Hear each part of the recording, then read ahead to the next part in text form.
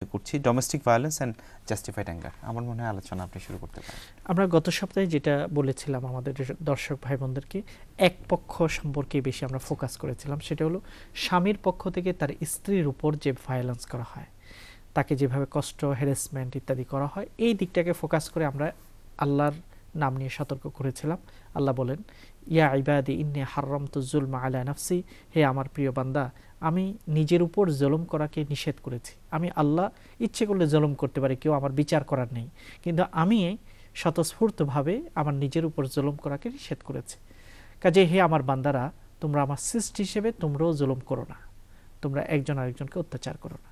স্বামী যেন তার স্ত্রীকে না করেন। আজকে আমরা এক পৃষ্ঠার, এক কাগজের এক পৃষ্ঠা পড়েছি, অন্য পৃষ্ঠাটা একটু দেখব। সেটা হলো স্ত্রী থেকে স্বামীর প্রতি ভায়োলেন্স। বিশেষত ইউরোপ এবং ইউরোপে আমাদের কাছে বারবার যেসব ফোনগুলো আছে, অভিযোগগুলো আসে, সেটা হলো এই, বিশেষত যেসব বোনরা এই দেশে বড় হয়েছেন, বাই বর্ন ব্রিটিশ, অথবা এই দেশে পার্মানেন্ট হওয়ার পরে বাংলাদেশের কোনো ছেলেকে বিবাহ করেছেন এবং তার বিবাহের সুবাদে কোনো একজন ছেলে, তার স্বামী, এই দেশে আসার সুযোগ পেয়েছেন। এই জাতীয় স্বামীরা অনেক জায়গায়, অনেক ক্ষেত্রে নির্যাতনের শিকার হয় এবং এই বিষয়গুলো যেন আগের চেয়ে বেড়ে গেছে। এতে মনে হচ্ছে যে আমাদের চরিত্র ভালোর দিকে যাচ্ছে না, আমরা চরিত্র খারাপের দিকে যাচ্ছে। কীরকম নির্যাতন করা হয়, যে আমরা যেই অভিযোগগুলো পাই সেটা হলো এই, সপ্তাহে তিনি কাজ করেন, বিভিন্ন জায়গায় কাজ করেন, হাড় ভাঙ্গা পরিশ্রম করেন, সপ্তাহের শেষে যে বেতনগুলো আনে সেটা চাঁদাবাজদের মতো স্ত্রী হাতে নিয়ে নেন, দিয়ে দিতে হবে আমাকে, আমি খরচ করব, তোমার পকেট খরচের দরকার নাও 10 পাউন্ড। এইভাবে একজন হাজব্যান্ডকে, একজন স্বামীকে এভাবে করা হয়। অথবা শ্বশুর শাশুড়িও এই কাজটি করে থাকেন এবং স্বামীও বাধা যে 2 বছর তো আমাকে খুব হজম করতে হবে, আমাকে আগুন খেয়ে আগুন হজম করতে হবে, কারণ 2 বছর পর্যন্ত পার্মানেন্ট হওয়ার জন্য আমাকে তার আনুগত্য করতে হবে। কিছুই তিনি বলেন না, অনেক কষ্ট করেন। রাতে অনেক সময় অনেকে আছেন চোখের পানি ফেলে বালিশ ভিজিয়ে ফেলছেন, কাঁদছেন, অথবা আল্লাহর কাছে ফরিয়াদ করছেন, একটা নির্যাতনের শিকার হয়। এবং সবচেয়ে বেশি একজন হাজব্যান্ড আঘাতের শিকার হয় যখন তার মা, তার বোন, তার ভাই, যাদেরকে তিনি দেশে ফেলে আসছেন, তাদের স্মৃতি ভেসে আসে। কারণ একটা আশা ভরসা নিয়ে মা তাকিয়ে আছে যে আমার ছেলে লন্ডন থেকে আমার জন্য কিছু পয়সা পাঠাবে, মাসের শেষে ভাইয়েরা তাকিয়ে আছে ভাইয়ের দিকে, বোনরা তাকিয়ে আছে ভাইয়ের দিকে। কিন্তু এখানে রেস্ট্রিকশন, প্রধানমন্ত্রী, ঘরের প্রধানমন্ত্রী, তিনি কোনোভাবেই একটি পয়সা এই দেশ থেকে বাংলাদেশে যাক সেটা তিনি দেবেন না।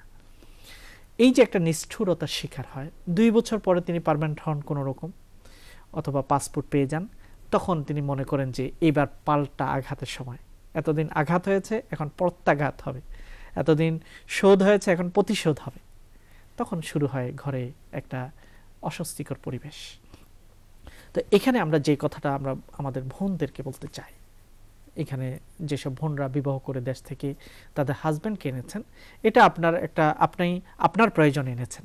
প্রথমত মনে করতে হবে, যারা দেশ থেকে বিবাহ করে এই দেশে ছেলে বা মেয়েকে আনেন, তারা মনে করে যে হ্যাঁ, আমি তাকে ব্রিটিশ করেছি, আমি তাকে ডেভেলপ কান্ট্রিতে এনেছি, লন্ডন এনেছি, একটা হুঙ্কার থাকে।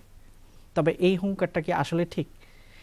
এটাকে এই জন্যই এনেছেন যে তার প্রতি শুধু করুণা করার জন্য? না, আপনার প্রয়োজন পূরণের জন্য আপনি তাকে এনেছেন। আপনার হাজব্যান্ড দরকার বলেই এবং সুইটেবল হাজব্যান্ড এই দেশে আপনি পাচ্ছেন না বলে দেশ থেকে আপনি এনেছেন, আপনার প্রয়োজন পূরণের জন্য আপনি এনেছেন।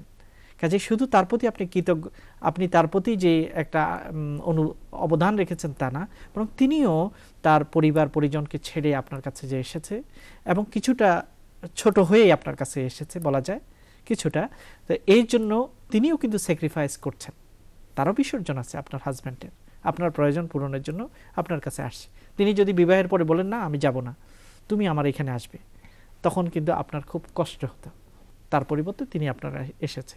কাজেই আপনার এখানে শুধু অবদান প্রকাশ যে আমি তাকে লন্ডনে বানিয়েছি, পাসপোর্ট দিয়েছি ব্রিটিশ, এইভাবে হুঙ্কার করার কোনো কারণ নেই, বরং আপনার পাশে তিনি আসে যে দাঁড়িয়েছেন, এটার প্রতি আপনাকে কৃতজ্ঞ থাকা দরকার। প্রথমত এই কথাটি মনে রাখতে। দ্বিতীয়ত, আল্লাহর কাছে আমাকে জবাবদিহি করতে হবে। আর রিজালু কাওয়ামুনা আলান নিসা বিমা ফাদ্দালাল্লাহু বা'দাহুম আলা বা'দ। আল্লাহ পাক কর্তৃত্ব দান করেছেন পুরুষকে, পারিবারিক কর্তৃত্ব এবং অন্যান্য কর্তৃত্বগুলো পুরুষকে দিয়েছেন। অর্থাৎ আপনার হাজব্যান্ডের হাতে আপনার কর্তৃত্ব, আপনি তার আনুগত্য করতে হবে, তার সাথে ভালো ব্যবহার করতে হবে। তিনি তো করবেন, গত সপ্তাহে আমরা বলেছি, তিনি ভালো মানুষ হতে পারবেন না যদি আপনার সাথে ভালো ব্যবহার না করে, আপনার অধিকারকে যদি পূরণ না করে তিনি ভালো মানুষ হতে পারবেন না। গত সপ্তাহে আমরা বিস্তারিত বলেছি। তবে আপনিও ভালো মানুষ হতে পারবেন না আপনার স্বামীকে যদি আপনি সন্তুষ্ট করতে না পারেন। নামাজ পড়ে আপনি কপালকে কালো করে ফেলেছেন, কিন্তু মনে রাখবেন আল্লাহ নবী বলেছেন যে কেউ যদি দুনিয়া থেকে এইভাবে মারা গেল, তার স্বামী তার উপর সন্তুষ্ট নয়, কোনো যুক্তিসঙ্গত কারণে তার প্রতি সন্তুষ্ট থাকেনি, তখন সেই স্ত্রী জান্নাতে যাবে না, জান্নাতে যাবে না। এই হাদিস সহি এবং অথেন্টিক। একইভাবে আল্লাহ নবী বলেছেন যে স্বামীর একটা মর্যাদা আছে, এটা দরকার। কারণ স্বামী এবং স্ত্রীর মধ্যে, স্বামী এবং স্ত্রী হিসেবে তারা বন্ধু, কিন্তু তারপরেও একটা স্ট্রাকচার বানানোর জন্য একজনকে বস করতে হয়। আল্লাহ বস করে দিয়েছেন আপনার হাজব্যান্ডকে। যে কোনো অফিসে আপনি যান, সেই অফিসে আপনি দেখবেন সবাই যদি একই লেভেলের অফিসার হয় তাহলে অফিস চলবে না। ওই অফিসে একজনকে বস বানাতে হবে। প্রতিটি অফিসের একটা অঙ্কন আছে, একটা পদ্ধতি আছে। আপনার ঘরের বস আপনার স্বামীকে আল্লাহ করেছেন, কাজেই আপনার সেখানে আনুগত্য করতে হবে। আল্লাহ নবী বলেছেন, আমি যদি আল্লাহ ছাড়া কাউকে সেজদা করার অনুমতি দিতাম তাহলে স্ত্রীকে বলতাম তুমি তোমার স্বামীর প্রতি সম্মান প্রদর্শন করে সেজদা করতে পারবে, কিন্তু আল্লাহ ছাড়া কাউকে সেজদা করা যায় না। এই জন্য আমরা মনে রাখবো যে মা বোনরা আমরা অত্যাচারী হব না নিজের হাজব্যান্ডের প্রতি। আমার হাজব্যান্ড খুশি থাকলে আল্লাহ আমার উপর খুশি থাকবেন, এই কথা মনে রেখে আমরা ঘরকে শান্তিপূর্ণ রাখবো। মহিলাদের পক্ষ থেকেও যেন কোনো ভায়োলেন্স পুরুষের প্রতি না হয়। আশা করি আমাদের এই কথাগুলো, এই উপদেশগুলো আমাদের বোনদের কানে যাবে এবং তাদের অন্তরে পরিবর্তন আসবে, তাদের ব্যবহার ইনশাআল্লাহ পরিবর্তন আসবে। আমিন। হ্যাঁ, ধন্যবাদ। চমৎকার একটি আলোচনা শুনলাম। প্রিয় ভাই বোনেরা, আশা করছি আমাদের ফ্যামিলিকে একটি জান্নাতি ফ্যামিলি করার জন্য, পরিবার করার জন্য এই উপদেশগুলো আমাদের পাতে হয়ে থাকবে। আল্লাহ আমাদেরকে মানার তৌফিক দিন। যাচ্ছি ছোট্ট আরেকটি বিজ্ঞাপন বিরতিতে, ফিরছি কিছুক্ষণ পরে সর্বশেষ সেগমেন্টকে সাথে করে। আশা করছি আপনাদেরকে সাথে পাবো। আসসালামু আলাইকুম রহমতুল্লাহ। তোমরা আল্লাহর কোন কোন নিয়ামত করবে অস্বীকার, যেখানেই তাকাবে দেখবে শুধু তার নিয়ামত সম্ভার। তোমরা আল্লাহর কোন কোন নিয়ামত করবে অস্বীকার। আপনারা দেখছেন জীবন জিজ্ঞাসা।